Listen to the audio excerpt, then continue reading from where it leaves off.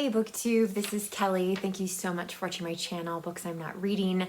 I'm here today to talk a little bit about used bookstores. I've had some frustrations and I just feel like our local used bookstore is sometimes a little bit overly complicated from what it should be. I do want to start off by saying at least I recognize the fact that some of you would give anything to have a used bookstore in your town, that maybe you don't have a good public library, or maybe you don't even have a public library where you live. There's no little free libraries there, although lately someone has been stealing, well, I guess not stealing, but like this woman has been driving around town taking all the books from the little free libraries. I'm not making this up.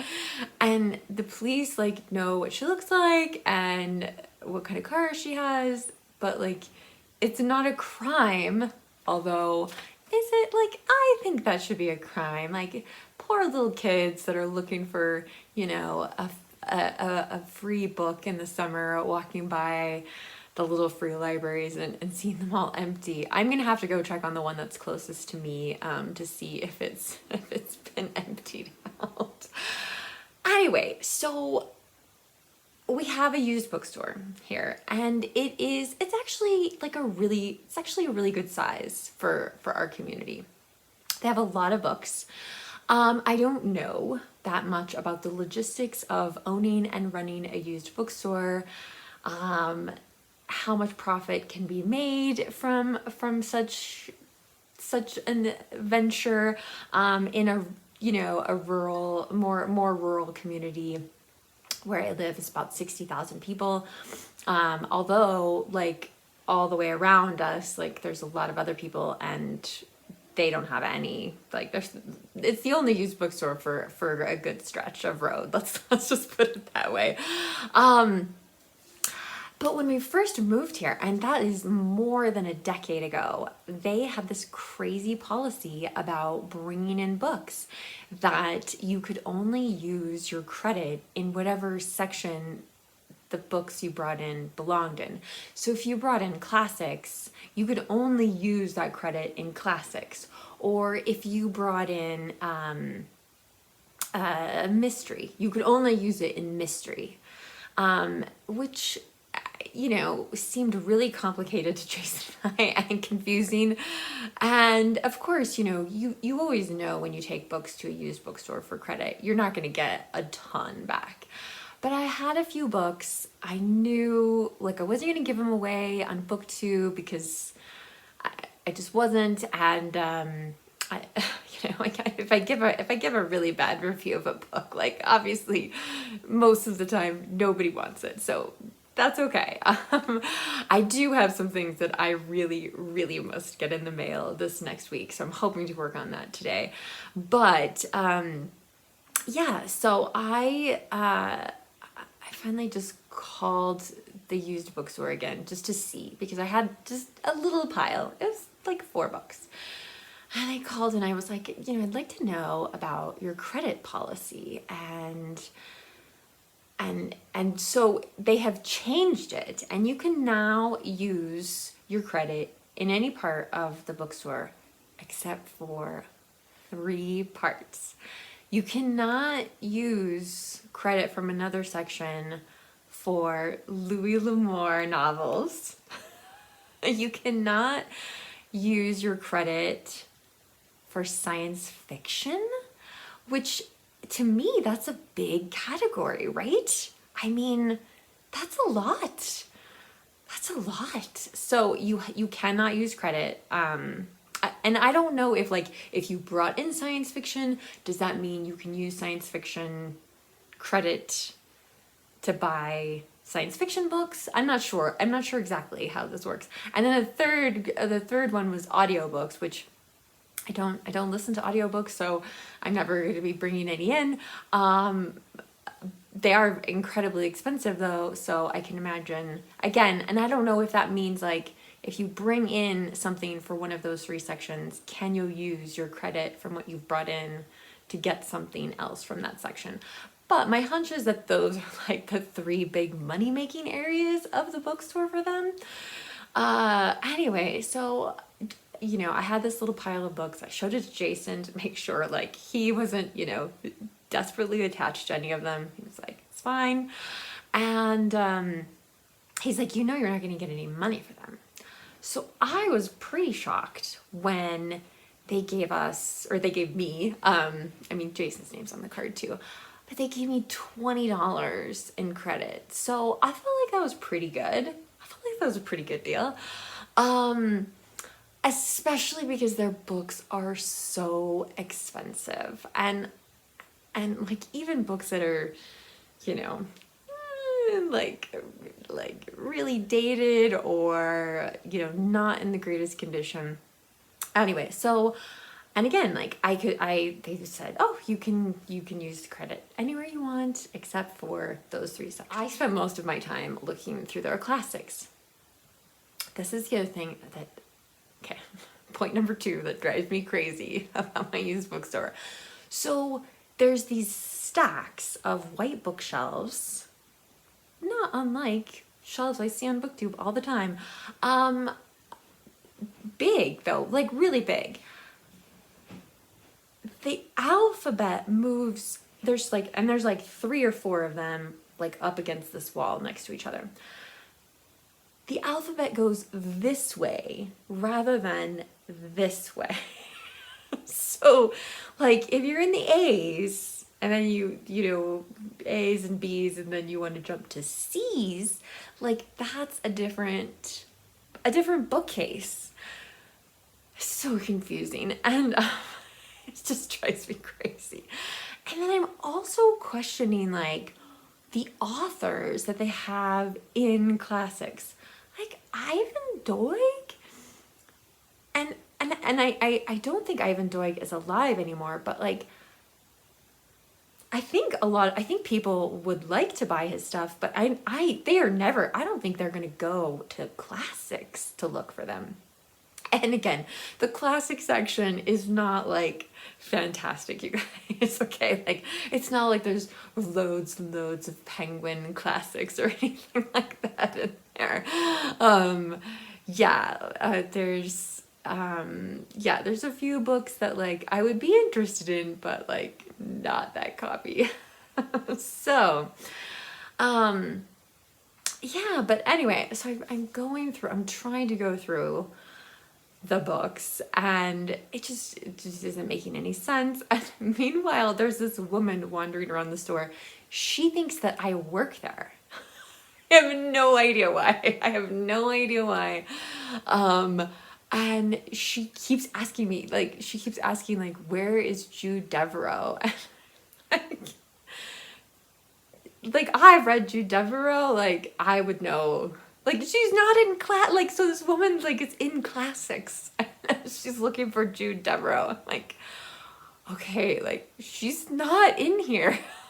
It was so weird. Like, the first time she asked me where she was, I was just, like, looking behind me to see if there was an employee. And I think finally the person she was with was like, you have to ask the woman at the desk. I'm like, I don't work here. But anyway, so she's in classics with me. And anyway, so there's, like, children's classics in there, which, okay, like The Secret Garden, I think you could make a case that The Secret Garden is great to read as an adult as well as for children, but like I'm not sure, like they had a graphic novel of The Secret Garden, which is kind of cool, although I looked in it and I didn't like the illustrations, so I didn't even look to see how much it was. I can't imagine. But I'm just like, I'm not sure like the people who are looking for that are gonna wander into classics. And my biggest beef with the classic section is there's also a ton of cowboy poetry.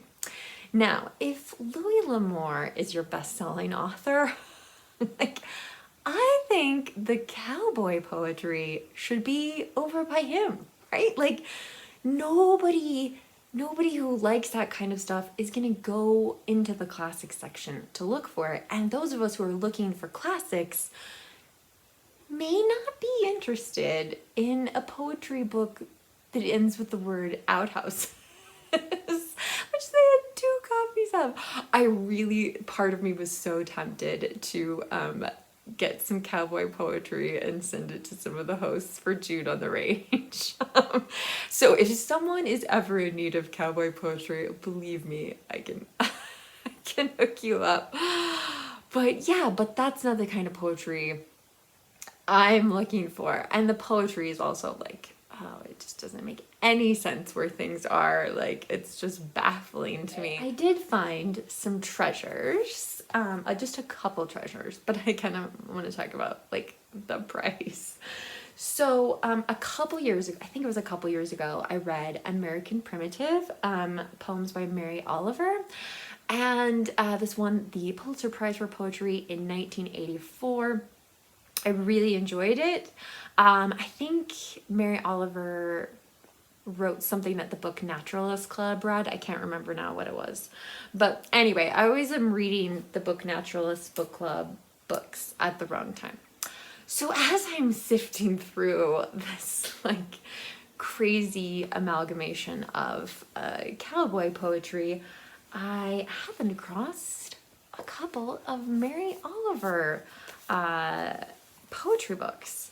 So the first one that I found is called Thirst. She published this herself, and we did find, and after we bought it, one of the poems is completely highlighted. I don't know why, but anyway, it's okay, whatever. Like, that's the only thing. Otherwise, it's in excellent condition. And then this one I'm really excited about. It's called Blue Horses, and it's like a little penguin edition. So now these books, these two little tiny books.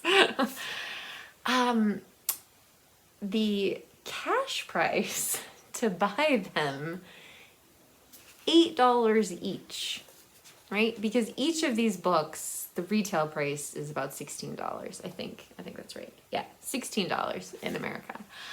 So with my credit, I was able to use $8 of credit for both. And yeah, like, these are not the kind of books that we're gonna, unhaul. Like, poetry is something you can keep reading. And so anyway, I'm really excited to have those, and I'm hoping that it's gonna spur me on to like read some poetry maybe next year. I've been delinquent in my poetry reading. Final story, true story from the used bookstore. So after the woman has told me, oh, any place you can use your credit, any place but these 3 sections, there's been a John Grisham mass market paperback. I just thought it would be like great summer reading. I love Runaway Jury, and so I thought I would read the book. Now, I can get the book from my library. No big deal. I'm not worried about it. But I don't know what books this applies to. This policy is crazy to me though. So you can use, the book itself is $4. A used mass market paperback is $4. You can use $2 of credit, but you would still have to pay $2 in cash for a book that they have multiple copies of. And one of those copies is not in good condition, like, at all.